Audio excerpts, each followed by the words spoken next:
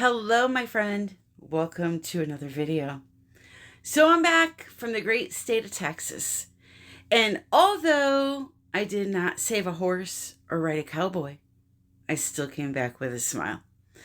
It was such a great time. I had such a blast with all of the people that came, with Erica, Jeff, Clara, Vamp, all the crew from Artists Till Death. It was absolutely amazing. And now I just get to stay home, maybe plan a class here in Connecticut, and concentrate on my channel. So, thank you for putting up with me over these last 2 months. It's been a lot. We do have that February class in North Carolina coming up, Canella Sirocco and myself. So, if you want to learn how to paint pour, that would be your time to join.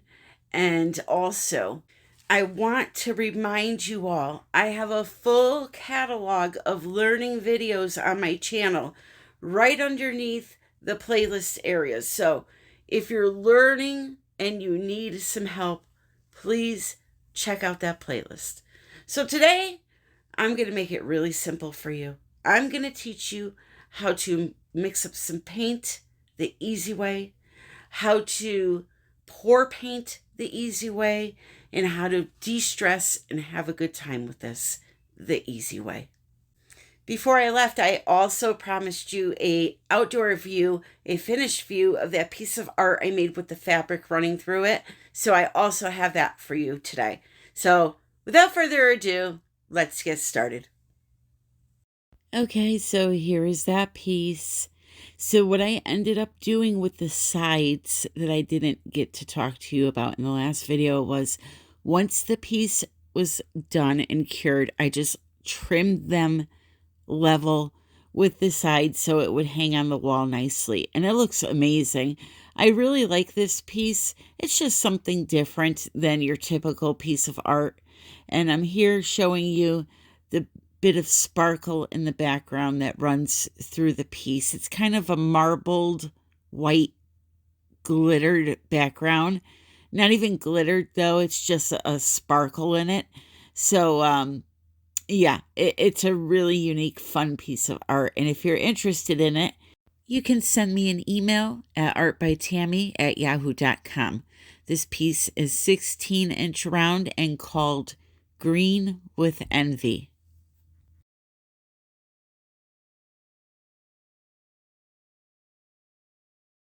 So I'm going to walk you through step by step what I'm doing here. Here are the two products that I mixed together to create a base to mix my colors into. So I mixed a ratio of 75% of that Sherwin-Williams paint along with 25% of the Jo Sonja varnish. I mixed those two together to make a homemade pouring medium. I divide it into my little cups and then I add my colors to them. So these are the beautiful Prism Pour and Primary Element colors that I use. I'm just showing you what they look like here with the flash on and off. And they're a dry pigment. You're going to mix them into your pouring medium exactly the same as your acrylic paint, except for the pigments, you're not going to need any water to thin them down. Now, what I do is I use my pillow paint that comes from Walmart. I will use that as my consistency guide. Because I'm not adding any water to that paint that's in that can, I will use this consistency as my guide. So what you're seeing here is the pillow paint just put into another container and the thickness of it. Again, nothing has been added to it. It's right out of the can. So I'll use that thickness to make sure that not only my colors are that thick, but also the cell activator you're going to see me make right now is that thick. All three components of the bloom technique or using bloom recipe paints for any type of pour like I'm going to do today, the key is to make sure the cell activator, the colors, and the pillow, they are all the same consistency. So what I'm doing here for you now is I'm making a cell activator for you out of the color Bluish Green by Amsterdam.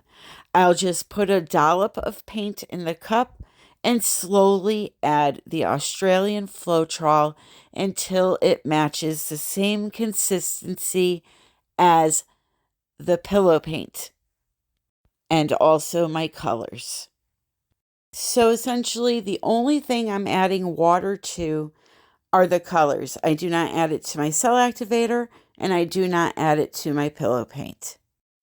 So now I just check my consistencies to make sure they look the same as all of the other components of this technique. And once I know that I have them all correct, I will start adding my pillow paint to my canvas. As a beginner, you can try to put some paint on a canvas and spread it out with a spatula.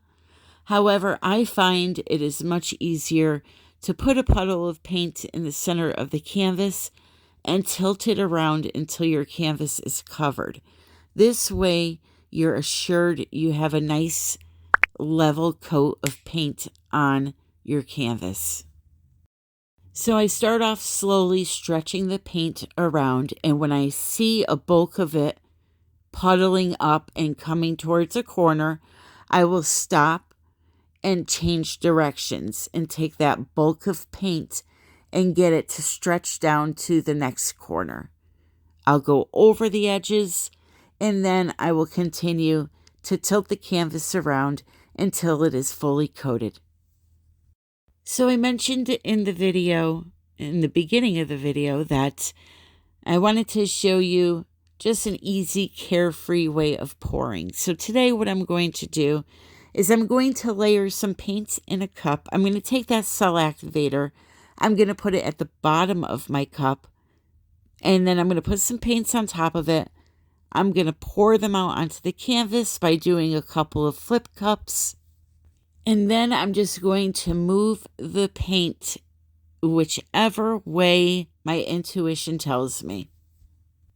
So I had a white and a dioxazine purple cell activator already mixed up. I decided to use some of the white and some of that bluish green that we made together and put that at the bottom of the cup. Again, I'm just layering the other colors on top of that cell activator. That will help get some nice lacing. You can also add some cell activator in the center, on the top, wherever your heart desires.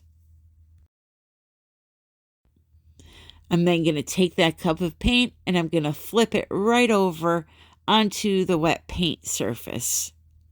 I'll then glide it along a little bit and then slowly release the paint out of the cup when it's away from the edge of the canvas. If I were to lift that cup right now, it would all pour out and most of it would come off of my canvas. So I'm going to let you watch some of this video and I will be back in a short time. Just be assured all the information you need plus the recipe will be in the description of this video alongside discount codes for the beautiful products that I use and the Australian FLOETROL.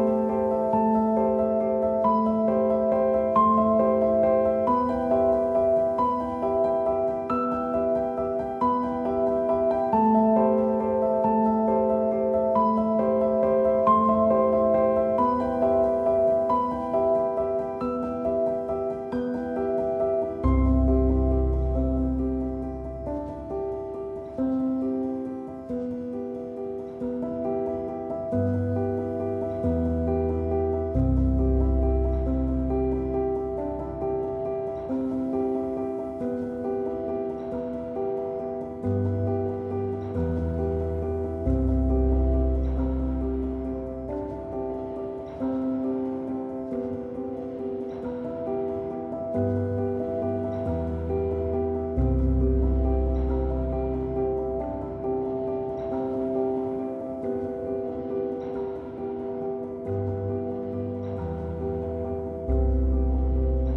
as you can see, I'm just having a great time with this.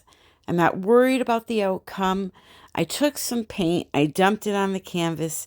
I'm adding colors in. I'm taking them out. Just right there, I just ran my finger right through the paint, and guess what? I'm not going to throw it at the wall or get mad. I'm just going to incorporate that into the piece of art. This is all about de-stressing and not giving a hoot about anything going on in our lives. This is a true story. When I take a cup of paint and I whirl it at a canvas, I end up with the most beautiful piece of art I've made in a very long time. And that is because I'm not thinking about it. I'm not planning it.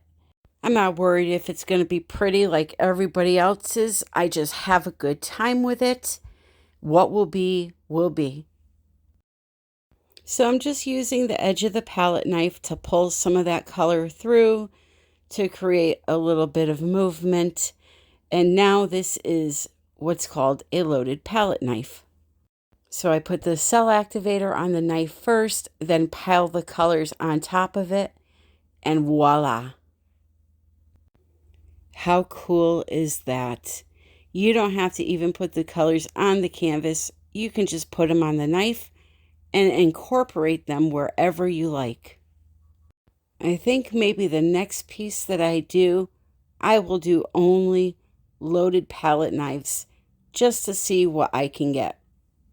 So I'm getting close to the end here. I'm just doing a couple of final swipes and touch-ups, and then I'm going to show you the close-up.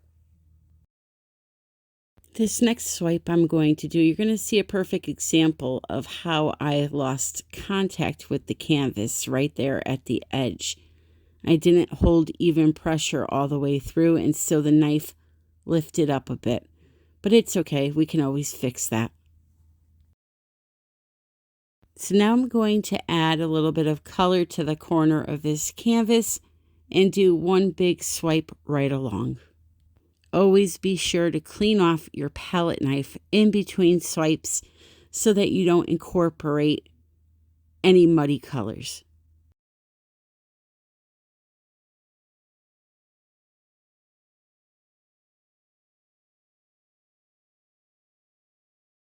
So just one last swipe here, and then I'm going to show you what this looks like up close.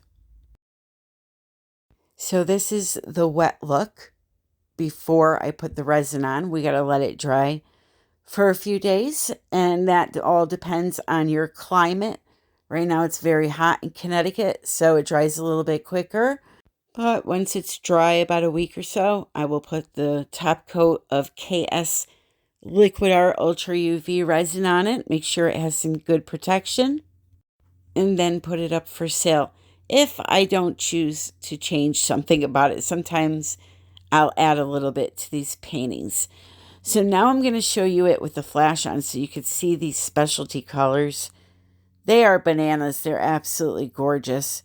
So you're going to see those primary elements in Prism Pour colors right now. You see that beautiful deep amethyst and the Isadora. All the colors that I use blended in with the normal matte acrylic paints. Can I tell you that I had the most fun making this painting that I've had in a very long time, actually?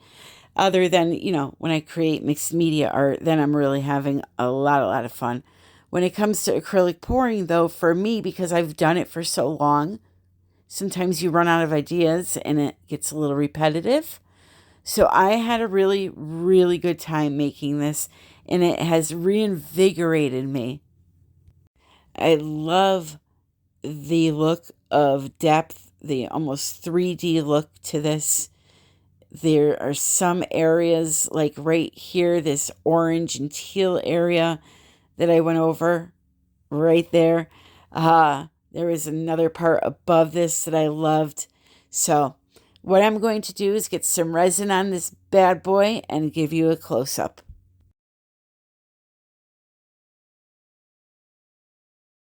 Before I go any further, though, these two little guys caught my eye. They look like two fish side by side with three eyes. I just thought those were cute.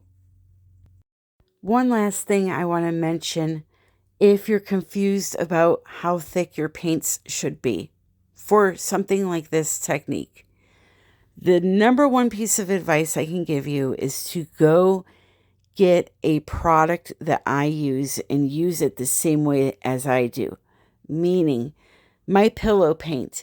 If you go to Walmart and you get a can of that pillow paint, you're going to know how thick my colors are because, again, I did nothing to the pillow paint that was in that can.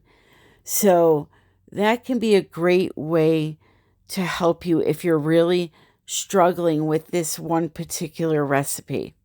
Another great brand would be Glidden Premium from Home Depot. And I'll show you a picture of that.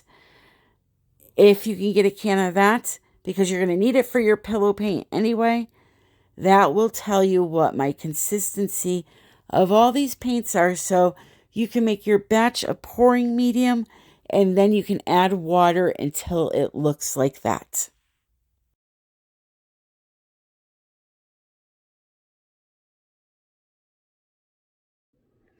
Okay, before I go and show you the resin, I wanted to show you that it dried fine. It's all dry. Everything dried perfectly. Okay.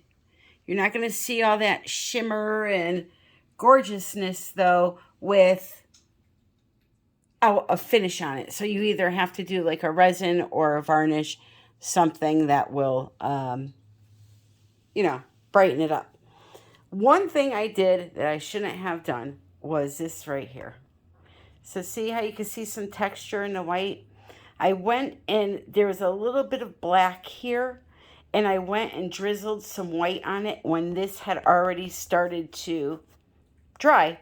So you can see a little bit of texture. So what I'm going to do to fix that is I'm going to just add some pretty sparkle just in the white area and along the edges. So to do that, I'm going to use some abalone shell from Colourarte, and I'm going to use their medium, which is what you usually use to mix the primary elements in, and you can paint with them or pour with them.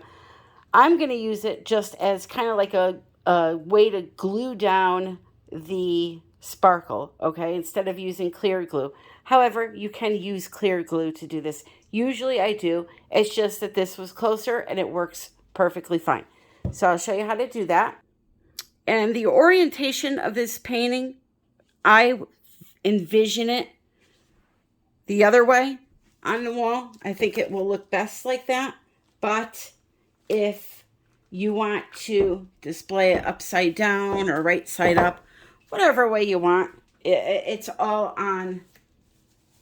It's all up to you, Just trying to unstick it here from the dried paint. So, yeah, I envision it on the wall like this. Just think that would look cool. Or even the other way, okay? Like this. That could be nice too. However, I need to work on the bottom, so we're going to keep it upside down. Okay, so here's the abalone shell mixed with some vivid enamel. Absolutely beautiful sparkle. It's like a rainbow sparkle. Also, it just livens up this painting so much in the end. I can't wait for you to see it. So I just brushed on a couple of coats of this and let it dry. Or actually, I didn't let it dry. I'm sorry. I brushed it on and I came in with a piece of saran wrap because I got inspired and wanted to create almost a stucco look on that white area. So I created a little bit of texture with that piece of saran wrap, And I'm happy I did that. It really added a lot of character to the painting. It gave it almost like an old world feel. So I dabbled this all along and then I let it dry. It took about a half hour for that to dry. And now I'm going to show you it with a beautiful coat of resin on top. For those that are wondering, I always use KS resin. The brand of their resin that I use is the Liquid Art Ultra UV resin. It has UV protectant in it, an extremely long working time, and an extremely high heat tolerance, which makes it great for things like coasters. Really good quality resin. So if you're interested in trying that one out, they also have casting resin, deep casting, all countertops, all different sorts of resins. The information on that brand is in the description. So I'm just showing you the pretty sparkle that abalone shell adds to your piece. All right, so the resin is mixed up. I mixed it up for 3 minutes. Made sure to scrape the bottom and the sides, both sides of the stick, and even the edge of the stick multiple times throughout the mixing process. You want to incorporate part A and B thoroughly. You do not want to leave any unmixed little bits in that cup, or else your piece will not set up right and get rock hard like it should. So it's a very simple process. You just dump the whole cup on there, spread it out with your hand, torch for bubbles. I usually, once I'm done spreading it out and coating the sides, I usually torch, wait about 5 minutes, torch again, and then put it away for 24 hours. So let me get this coated and I will show you something magical.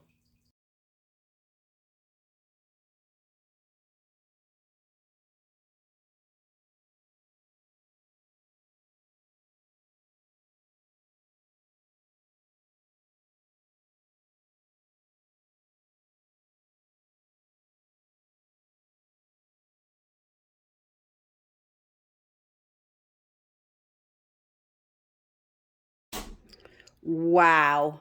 Wow, wow, wow. I literally created a crushed velvet look in this painting with using that abalone shell and the vivid enamel with the saran wrap. Look at that. Let me show you this. Let me show you this. That is a gorgeous. Wow. And there are all the beautiful colors back in action now that we have our resin on. Show you some interesting spots here. Now, because I was in Texas, I'm behind, so I'm not going to be able to show you this outside until the next video. But you can see all that sparkle is back. Wow, yeah, that's a beautiful look, that saran wrap area. There's that beautiful purple, the deep amethyst with the Isadora running through it. So pretty. So pretty. Well, my friends, I hope you enjoyed this. If you did, please click like and please subscribe if you're new here. I'd love to have you as part of my pouring family. Be sure to check out the description for all the information on the products and, the recipe. I'll put a step-by-step mixing tutorial down there for those that need it. Oh, I love that area. This is just, I love that look. Let me shut this flash off so you can see it better. That is so cool. I was going for like a stucco look, which I achieved that too, but this is definitely crushed velvet also. So, hey now. I love you all. Thank you for joining me. Reminder, I'm on a new schedule now. Every Friday and every Wednesday, starting next week, 3:30 p.m., you will be seeing a new video on this channel. So be sure to subscribe and hit that notification bell. I love you all. And until the next time, happy pouring.